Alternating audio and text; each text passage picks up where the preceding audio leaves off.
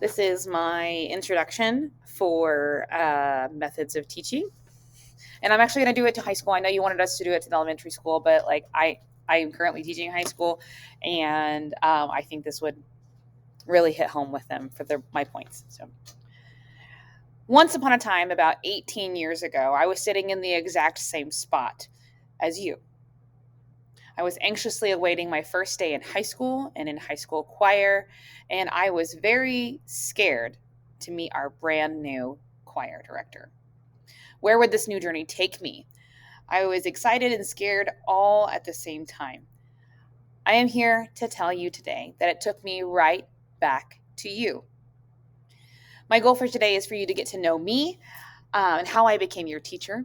I want to relate to you in a way that not many teachers can say. I sat in your seat in this same room. I also want to ensure you that my goal is for your vocal success this year.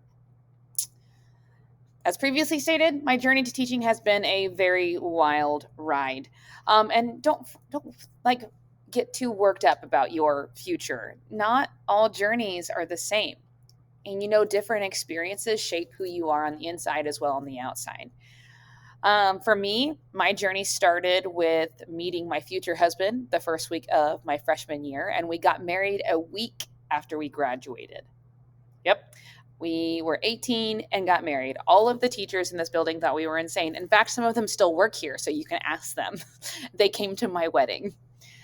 I started in college, but as two married people, we couldn't afford to stay in, so I dropped out. I started culinary school because it seemed like another passion of mine, and I got my degree. I started working as a caterer, and then I worked at Ivy Tech. But the drive to teach was still there from high school, so I started teaching at Central 9 Career Center right up the road as a culinary arts instructor. And when I found out that the high school choir position here at Indian Creek High School was available, I thought, what the heck? I'm going to apply and see what happens. Finally, I am back where it all began and where I fell in love with music.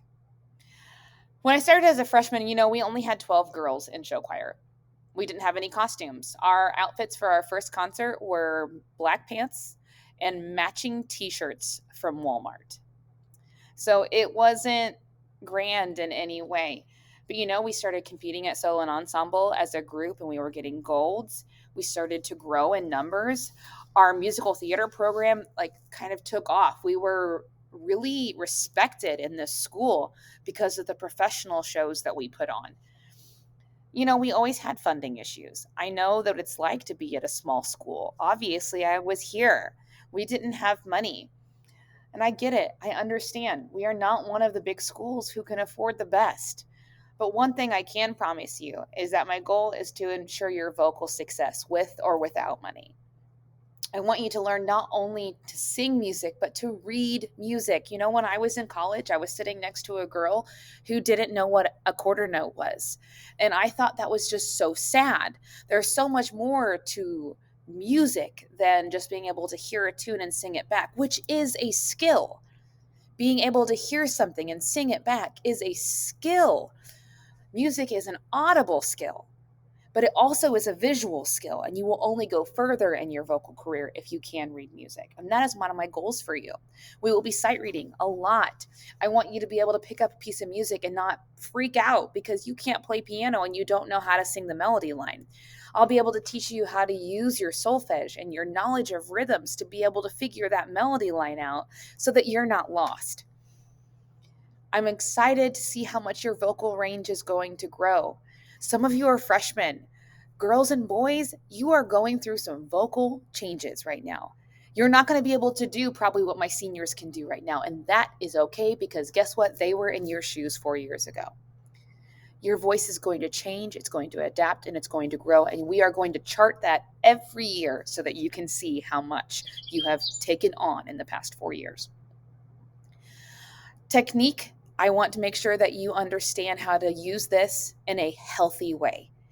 I want you to have the best voice that you can imagine for yourself without getting down the road in 20 years realizing that you have been doing it wrong the whole time and hurting yourself. And also, above all, I want you to make a connection with this music.